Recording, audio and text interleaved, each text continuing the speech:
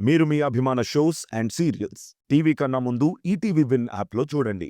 Download and subscribe to ETV win app. 99 రూపాయలు మాత్రమే.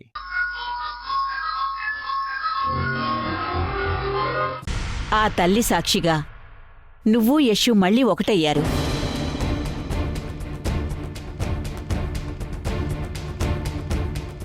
భాగ్యం,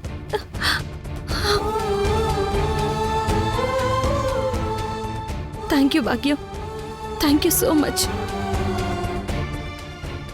నాకెందుకే థ్యాంక్స్ చెప్తున్నావు? నీ ఆరోగ్యాన్ని కూడా లెక్క చేయకుండా నీ ప్రాణాలకి తెగించి నా కాపురం నిలబెట్టాలని ఎంతో ప్రయత్నం చేస్తున్నావు. నా వ్రతం దిగ్విజయంగా పూర్తయింది అంటే అది నా సంకల్ప బలం వల్ల కాదు భాగ్యం. నేను యశ్ ఒకటవ్వాలన్నా నీ మంచి మనసుద్ది చూడు. దానివల్లే తన చేతులతో తెంచేసిన తాళిని తిరిగి యశ్ మళ్ళీ నా మెళ్ళో కట్టేలా చేసింది. నువ్వు నాకు తోడుగా ఉండబట్టే మళ్ళీ నా భర్త నాకు దగ్గరవుతాడన్న కొండంత ధైర్యం నాకొచ్చింది. నిజంగా నేను పూజించాల్సింది నిన్ను భాగ్యం. నువ్వు లేకపోతే ఈరోజు ఇలా జరిగేది కాదు. నేనసలు ఇలా ఉండేదాన్నే కాదు.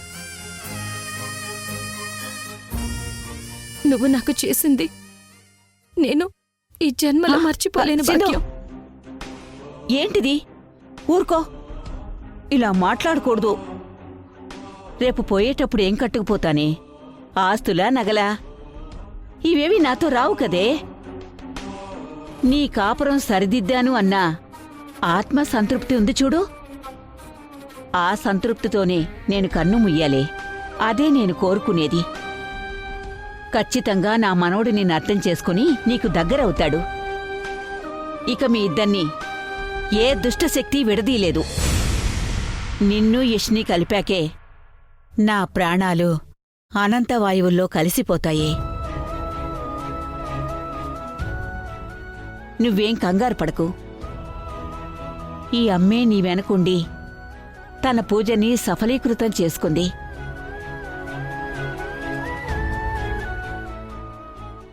ఇకంతా శుభమేనే. థ్యాంక్స్ భాగ్యం.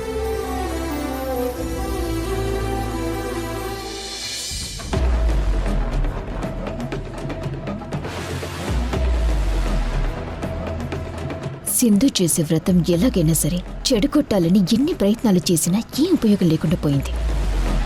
అసలే సింధుకి మనోబలం ఎక్కువ. ఆ మనోబలానికి దైవబలం కూడా తోడయుండాది. అందుకే మన ప్లాన్లేవి పనిచేయకుండా పోయాయి. వ్రతం పాడు చేస్తే సింధుకి నష్టం జరుగుతుందని ఎంతో ప్రయత్నించుండాం.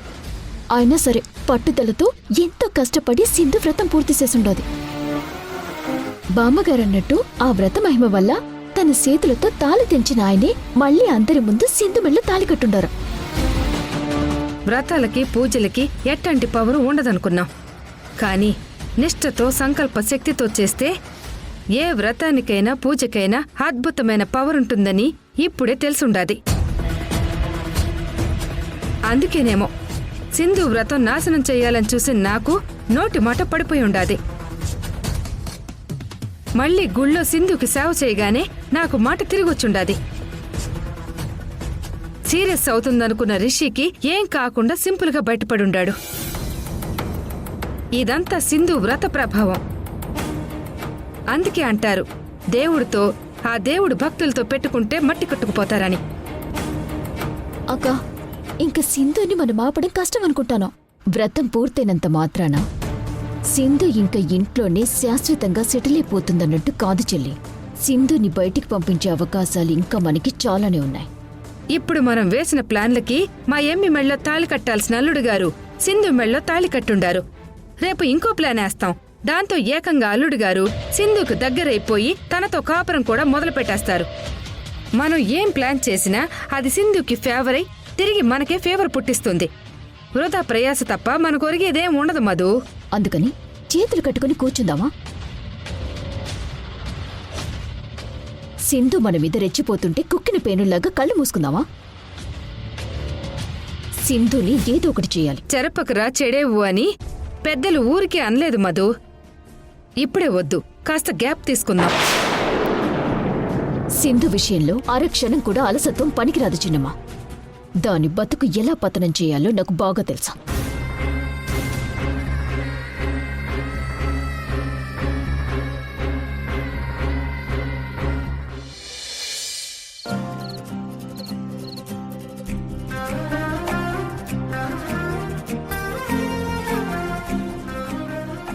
ఇదిగోండి అత్తయ్య, తినండి.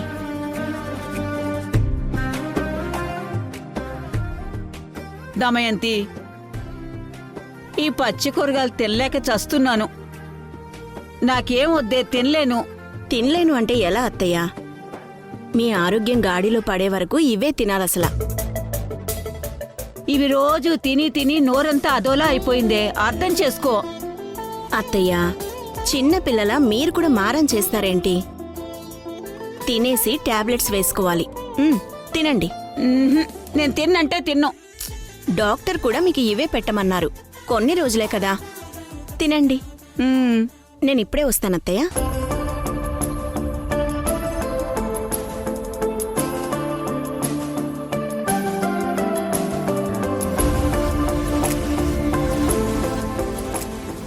భాగ్యం, నువ్వు టాబ్లెట్స్ వేసుకునే టైం అయింది, పద.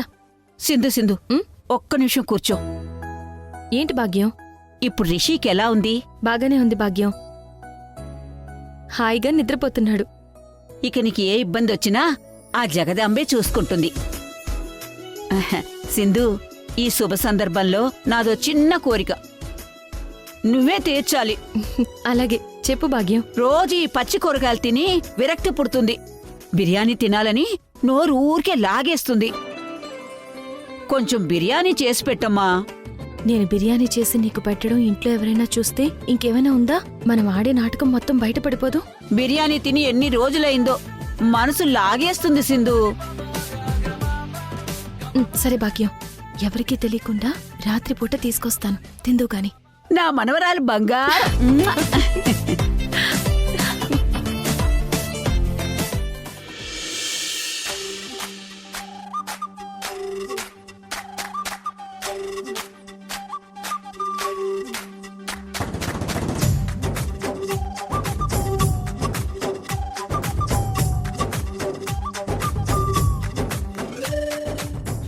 భాగ్యం, సింధు, బిర్యానీ తెచ్చామనే? తెచ్చాను భాగ్యం, ఇదిగో చూడు. ఆహా, నా మంచి మనవరాలు. త్వరగా ప్లేట్లో పెట్టవే, తినాలని ఆశగా ఉంది. అలాగే, ముందు నువ్వు కూర్చో, నేను ఆ, పెడతాను. త్వరగా. ఆ.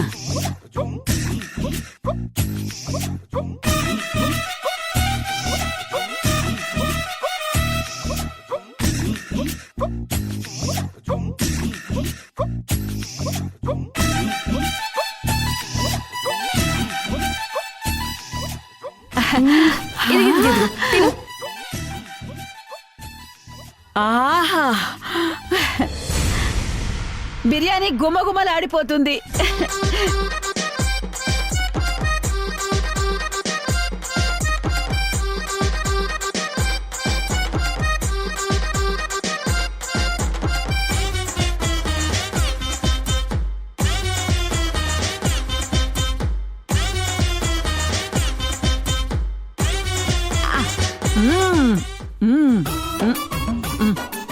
బా, ఎన్ని రోజులైందో బిర్యానీ తిని.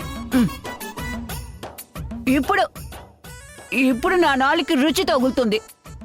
ఇన్నాళ్ళు చప్పటి మెతుకులు పచ్చి కూరగాయలు తిని తిని నా జీవ చచ్చు పడిపోయిందే.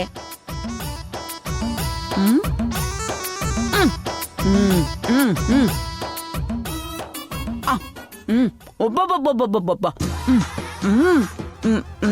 బిర్యానీ అదిరిపోయింది సింధు. మసాలా సరిగ్గా సరిపోయింది. చికెన్ ముక్క కూడా బాగా ఉడికింది, మెత్తగా ఉంది.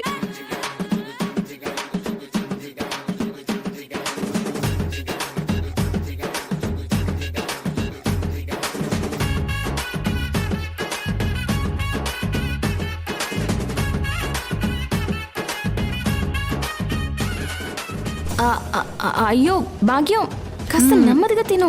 బిర్యానీ తినాలని నా మనసు ఆరాట పడుతుంది. అందుకే నా నోరిలా పోరాటం చేస్తుంది.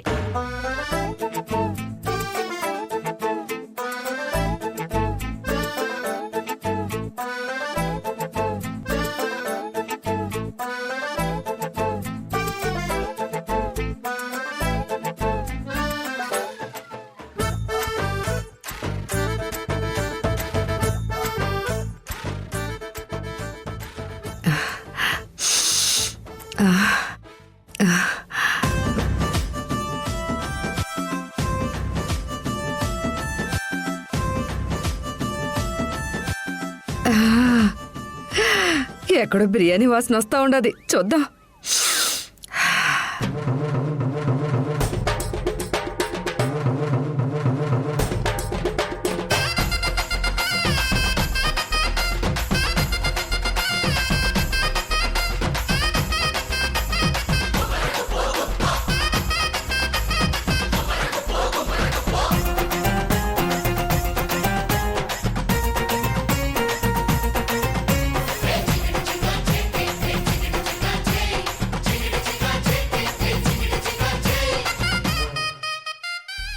ఎంత రాత్రైనా ముసల్ది నిద్రపోకుండా మేల్కొనేం చేస్తా ఉండాది?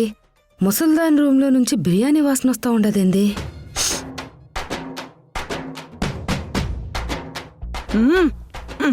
ఓహో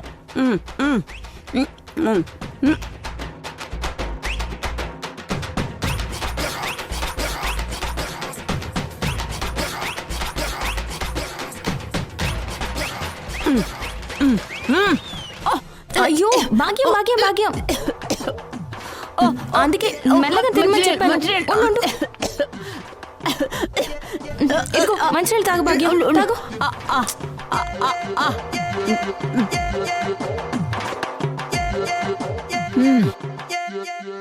అబ్బబ్బబ్బా సింధు, ఇంట్లో ఎవరికి తెలియకుండా నేను అడగగానే బిర్యానీ తెచ్చిపెట్టావే. నా మనవరాలు బంగారం, నీ రుణం తీర్చుకోలేనే. సరే భాగ్యం తిను. అలాగే.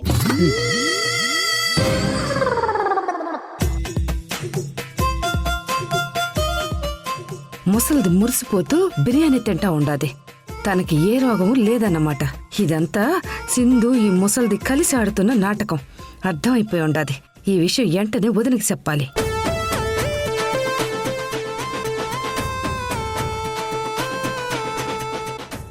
వదినా, వదినా, వదినా, వదినా, వదినా, వదినా, వదినా, వదినా. ఏంటి కన్యాకుమారి, మంచి నిద్రలో లేపావు? మీ అత్తయ్య గారికి ఏ రోగం లేదు వదినా. ఆమె నిక్షేపంగా ఉన్నారు. జబ్బున్నట్టు సింధు మీ అత్తయ్య కలిసి నాటకం ఆడుతున్నారు. నిన్ను మోసం చేస్తున్నారు. నిజంగానా? అవును వదినా. సింధు అర్ధరాత్రి దొంగచాటుగా బిర్యానీ తీసుకెళ్లి మీ అత్తయ్య గారి చేత తినిపిస్తుంది. నిజంగా మీ అత్తయ్య గారికి అనారోగ్యం ఉంటే బిర్యానీ ఎందుకు తింటా ఉంటారు చెప్పు?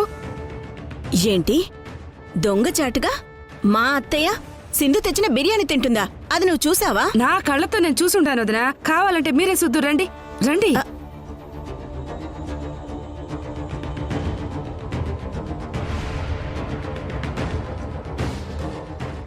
చూడదునా, మీ కళ్ళతోనే చూడండి మీ అత్తయ్య గారు ఏం తింటా ఉండారో.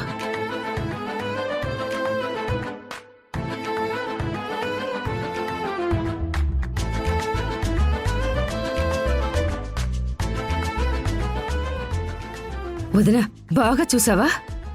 నేను బాగానే చూశాను. నువ్వే సరిగ్గా చూసినట్టు లేదు. ముందు సరిగ్గా చూడు.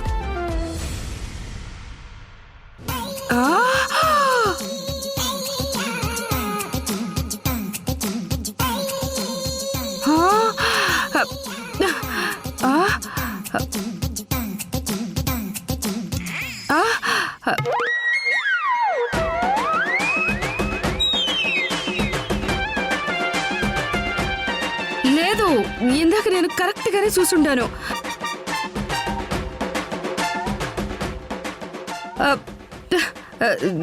ఇదేంది, ఇందులో ఏదో తేడా ఉండదు.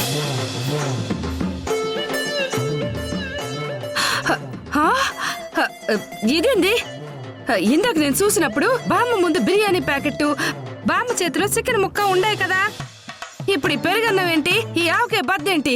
అసలు నాకేం అర్థం కావట్లేదు. ఇవన్నీ ఎట్టా వచ్చుండే?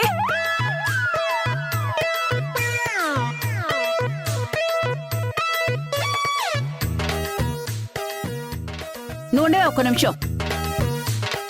దమయంతి, నువ్వేంటే ఈ టైంలో ఇక్కడికి వచ్చావు? ఆ, ఆ, ఏం లేదత్తయ్య.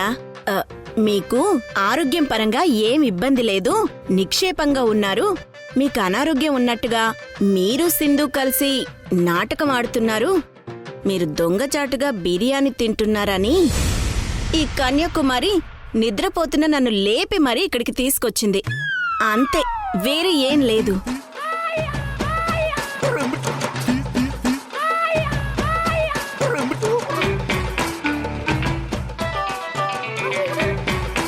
అయిపోయింది నా పని.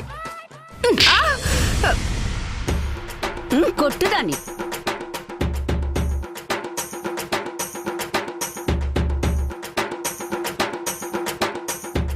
సింధు, ఎందుకు కొట్టావు? కొట్టడం కాదు, నిలువున నిన్ను కోసినా పాపం లేదు. నా గురించి, మా భాగ్యం గురించి అత్తయ్యకి లేనిపోయినవి పోకేసి మరీ చెప్తావా? మా భాగ్యానికి రోగం లేదా? నేను దొంగచాటుగా బిర్యానీ తెచ్చి పెట్టానా? నేను భాగ్యం నాటకాలు ఆడుతున్నావా?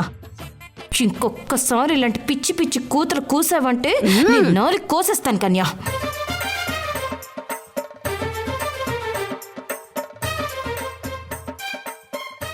అయినా దమయంతి, నువ్వు కూడా ఏంటే ఆ తిక్కలదేదో చెప్పిందనుకో, నువ్వు నమ్మేసి నన్ను అనుమానించి నా దగ్గరికి వచ్చేడువేనా?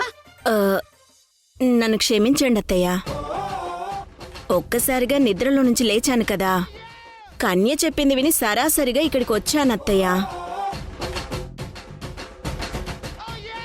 చూడండి అత్తయ్య, ఇలాంటి వాళ్ళకి ఇంట్లో ఆశ్రయం ఇస్తే మతి పోతుంది, మనశ్శాంతి లేకుండా పోతుంది. భాగ్యానికి ఆకలేస్తుందంటే పెరుగన్నం కలుపుకుని వచ్చాను. అది కన్యాకుమారి కళ్ళకి బిర్యానీలా కనపడింది. పచ్చకామెర్ల వాళ్ళకి లోకమంతా పచ్చగానే కనపడుతుందట. వదినా, నేను చెప్పింది నిజం. ఇందాక నేను చూసుండదు బిర్యానీయే. చాలే ఆపు. చేసిన ఘనకార్యం చాలు. ఇక పద. నిన్నే రా. మీరు తినండి అత్తయ్య.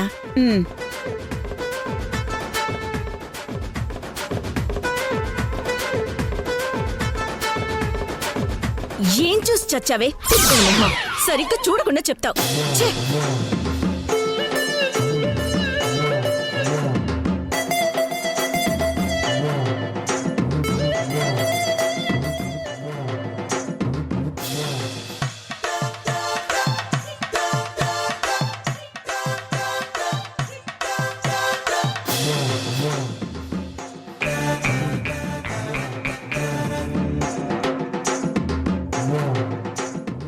భాగ్యం, నేను ముందే ఊహించాను ఈ కన్యాకుమారి గుంటలాగా మన చుట్టి తిరుగుతూ ఉంటుందని. అందుకే బిర్యానీతో పాటు పెరుగన్నం కూడా రెడీ చేసి ఉంచాను. ఆహా, నీ తెలివితేటలు అమోఘమే సింధు. త్వరగా బిర్యానీ చేయవే, తినాలనిపిస్తుంది. సరే సరే సరే, ఆ ప్లేట్ ఇలా ఇవ్వు. ఇవ్వు. అమ్మా. బిర్యానీ బిర్యానీ. ఇదిగో భాగ్యం, తిను.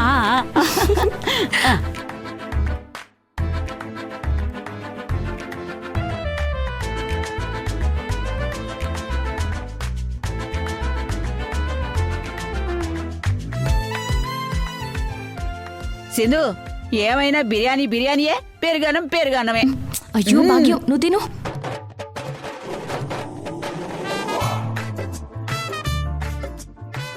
నిజంగా బామ్మ తింటా ఉండాది పెరుగన్నమేనా? ఆమె చేతిలో ఉన్నది ఆవకాయ బద్దేనా? నాకేంటి మరి అది బిర్యానీలా, ఆమె చేతిలో ఉండాది చికెన్ పీస్లా కనపడ్డాది. నాకేమైనా సత్వారం వచ్చుండాదా, లేక చాదస్తం వచ్చుండాదా? ఏందో నాకంతా అయోమయంగా ఉండాది. సారీ సంధ్య, ఏదో ఆలోచనలో చూసుకోలేదు. చిన్నమా, ఆ? నేను సంధ్యని కాదు మధుని. ఆ? ఆ? నాకు తెలుసు నువ్వు మధువే అని. నేను మధు అంటే నువ్వెక్కడ నేను సంధ్య అని అంటావేమోనని ముందుగానే మా ఎమ్మిని అని పిలిచిన. ఏమైంది చిన్నమ్మా నీకు? మైండ్ కని దొబ్బిందా ఇలా మాట్లాడుతున్నావు? ఆ బామ్మ వ్యవహారం చూస్తా ఉంటే నిజంగానే నా మతి గతి తప్పేటట్టుంది మధు. ఆ బామ్మ అనారోగ్యంతో ఉండాదో లేక ఆరోగ్యంతో ఉండాదో నాకు అర్థమే చావట్లేదు. బామ్మకి ఏ రోగం లేదు, అలా నాటకమాడుతుంది అంతే. ఆ? ఉమ్, అబ్బ, నిజమా మధు? అవును చిన్నమ్మా. ఎందుకిట్ట నాటకం ఆడుతూ ఉండదు బామ్మ? బామ్మ వచ్చిన తర్వాత ఈ ఇంట్లో జరిగే పరిణామాలు చూస్తుంటే మరిది గారిని సింధుని కలపటానికి ఈ కపట నాటకం ఆడుతుంది అనిపిస్తోంది. అమ్మ బామ్మ, అందుకేనా నన్ను నా ఎమ్మిని ప్రతి విషయంలో చులకన చేసి మాట్లాడుతూ ఉండాది. ఆ దాసుగాడితో మా ఎమ్మిని పంపించాలని చూస్తా ఉండాది. మధు, ఆ ముసల్దాన్ని వదలకూడదు. ఏదో ఒకటి చెయ్యాలి. బామ్మ బండారం బయట పెట్టాలి అంటే నువ్వు ఆ డాక్టర్ని బుట్టలో వేసుకుని విషయం మొత్తం తెలుసుకోవాలి చిన్నమా. అట్టాగే మధు. ఆ డాక్టర్ని ఎట్టా ముగ్గులోకి దింపాలో నాకు బాగా తెలుసు. నేను చూసుకుంటాను. ముసల్దానా, నన్నే ఆడుకుంటావా? నీకు చుక్కలు చూపిస్తాను చూడు. ఈ కన్యాకుమారి అంటే ఏంటో నీకు చూపిస్తాను.